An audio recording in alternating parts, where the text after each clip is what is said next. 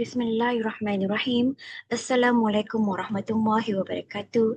Thank you for the committee for accepting my paper for the title of my research paper, which is I give a title of Food Safety and Sustainability Through the Lens of International Law. Just a little bit of introduction about myself is my name is Umida Nabila binti Abu Hasra. I'm a part-time student and a master's student in University Islam Sultan Sharif Ali. And I'm also, I've been working for 10 years in one of the food and beverage industry in Brunei Darussalam.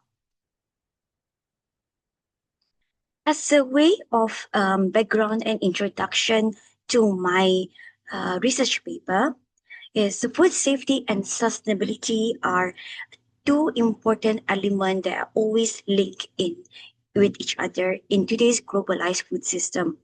And when we talk about the globalized food system, we refer to the cross-border food production and consumption, where in my research paper that I have highlighted about the biggest company or the biggest corporation, which we often refer to the multinational company, is to make sure that this company always obligated and adhere to the set and regulation of the international law, to make sure that there was no damage was done to the environmental, for example, and to make sure that the public health is always protected through the international system, through the international law and regulation.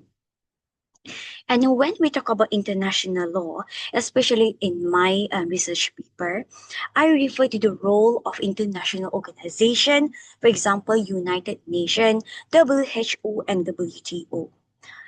United Nations and WHO, for example, have established what they call namely as a Codex Alimentarius. Codex Alimentarius is recognized widely as a standard, guidelines, and code of practices for food safety and sustainable food system. And it's also aligned with the SDG roles or initiative by United Nations. For example, have been included in here that are SDG 2 on zero hunger, which is to make sure that all humans have the access of food which is clean, safe, and nutritious, with the concept of food security all the time. It also linked with the SDG 12, which is responsible consumption and productions, to make sure that food producers are always obliged to the international regulation or national regulations set by their state members.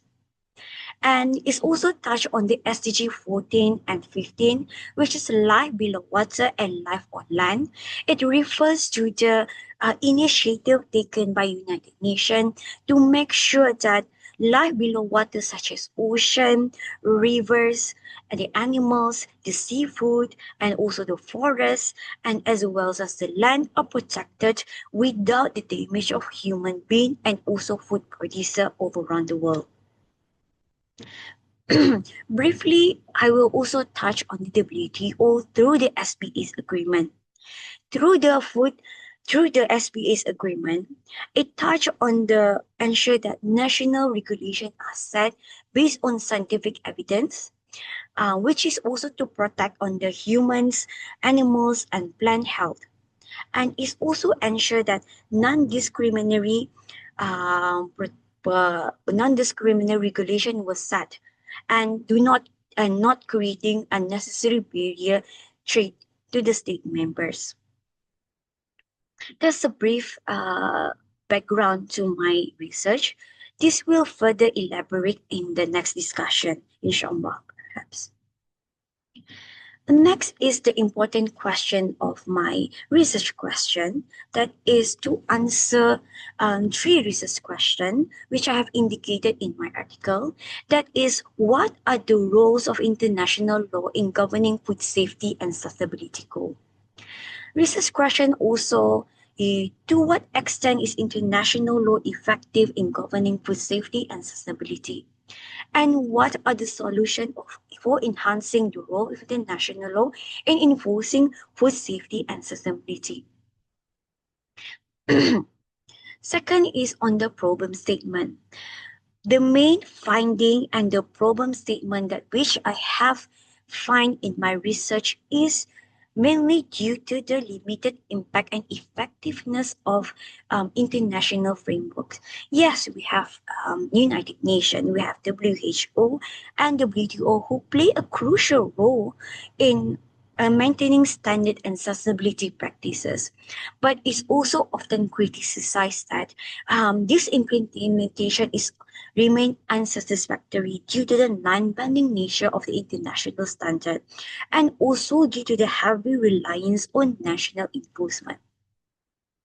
So in short, in the next discussion, I will further elaborate what are the findings and also the gaps in this research.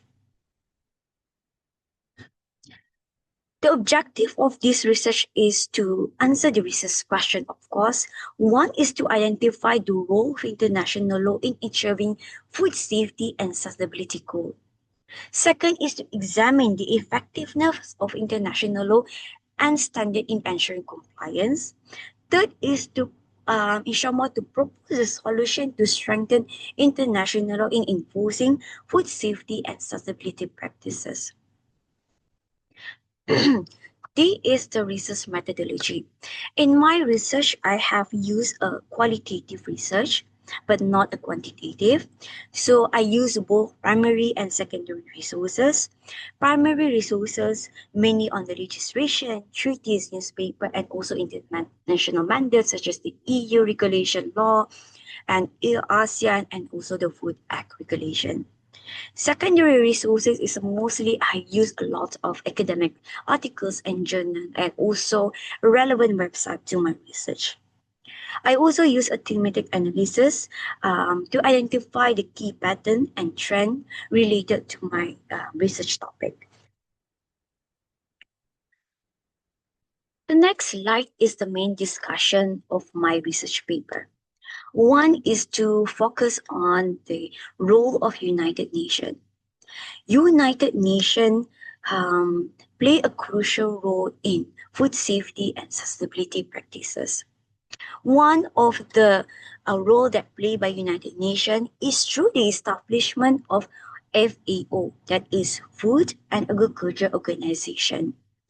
FAO role is to make sure and strengthen the agriculture system, especially to the developing country. And their role has always been by through providing a capacity building between the developing state and developed state. They're also providing technical assistance and a risk-based food safety approach to ensure that the food that we eat is always safe, nutritious, and sustainable food productions.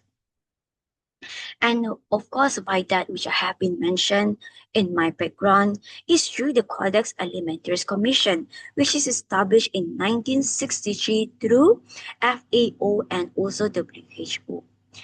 Through Codex, it's involved lots and covers a lot of aspects such as addictive, contamination, pesticide residues, labeling, waste reduction, and also environmental protection. One of the key contributions of the Codex is also known as the acceptable daily intake and the accepted maximum levels, AMLs. These two are crucial and being said as the main contribution of Codex because it sets the amount of additive being used in our food to make sure that our food are protected from addictive that is safe for us to consume and eat for a lifetime.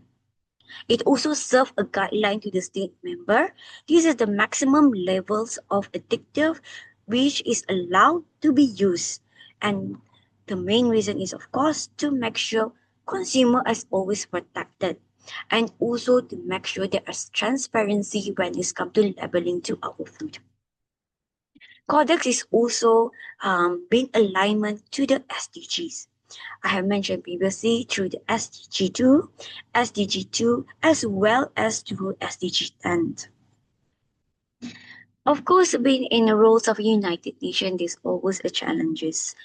The main challenges that I have highlighted in my article and is also have been widely discussed in my article is due to the implementation gaps in low income countries due to the lack of limited infrastructure, finance, and technical capacity. By giving an example that small farmers in most developed countries are not able to meet the requirements set by codex. Why? Because it is too expensive. They do not have a finance capacity, infrastructure capacity, and also technical capacity. So this is one of the main remain challenges to those developing states. And of course, when the developing state or the small farmers are able to meet Codex requirement, which is an international standard, this similarly led to them to the exclusion into the international market. And more often than not, we will see more and more the MNC or the high food producer, the big food producer, will be more establishing in the international market. Another challenges is due to the non-binding standard um, of the international law or international regulation unless it is been accepted and adopted by the national state itself. So that is why we always find regulatory are always inconsistent. My next slide is the role of WHO. WHO also play a crucial role in the food safety and also sustainability practice. It's play an effort to reduce foodborne diseases and also promoting safe handling practices. And one of the main key aspects of WHO is often together with the concept of one health approach by linking of human, animal, and environmental health. For example, that more and more now we see the emerging or increasing diseases that which are known today as COVID, SARS, H1N1, and due to this, there's more intervention need to be needed to tackle this issue, and as well as is often related to the environmental aspect as well. Another thing which WHO role is they also tackle the misuse of antibiotic in agriculture, especially that related to animal welfare and hygiene. They also work on the risk assessment and regulation. For example, to make sure that no mercury or there's a protection to the seafood that we eat, that to make sure our seafood are free from mercury, any physical hazard, microbiological, and also chemical hazard. WHO also in line with the SDGs of United Nations, that is SDG 3 and 12. And as just like United Nations, there's also challenges in WHO role being the food safety and sustainability that is due to the fragmented national system, due to the outdated law, weak enforcement sometimes in some member states, and also lack of coordination to harmonize the global food safety and sustainability government. It also due to the fact that some developed members, some members country have overlapping sets of regulations. They might not be agree with each other which regulation to follow. So due to the inconsistency, that is why sometimes it's hindered to the global food safety and sustainability governance. The next slide is on the WTO role in food safety and sustainability. WTO roles is mostly on the SPS agreement, which is ensuring the food safety, animals and plant health must be based on the scientific base. It should be proportionate and equitable, equality, and non-discriminatory. The main objective of SPA's agreement is also to prevent protectionism, as mentioned, is to protect from any discriminatory of trade between state members. It also function or play a role to dispute settlement between member states. One example that I mentioned in my article is through the U.S. shrimp and turtle case, where U.S. requires the shrimp exporter to use specific turtle excluded device TEDS to protect endangered sea turtle, which later on the WTO or in the through SPS agreement find out that this is not the case and this is not based on scientific research, and that is why US imposed on this matter are not accepted. So that is one of the examples. Just like WHO and as well United Nations, WTO also uh, facilitate a capacity building between a state member by giving support, technical support, and training. And again, there's also challenges where it was found out that high technical and financial barriers to the developing nation, global supply chain inequalities benefiting more the developed state and also the MNC instead of the developing state. It also been mentioned that most of the scholars said that is need for a reformation to include where non-scientific and equity-based consideration in the SPA's governments and during the discussion and talk of the uh, among the member states. The second last of my presentation is on the strategies and recommendation. So I have come up with four strategies and recommendation. That is, one is to strengthening the global legal commitment.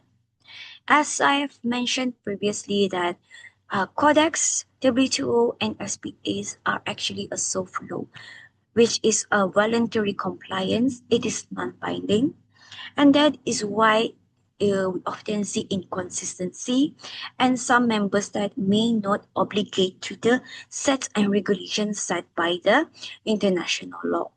Therefore, there might be to consider a binding international framework is needed. This is not to replace the existing regime, but rather to complement and reinforce them. Second thing is by reforming the WTO SPS dispute mechanism.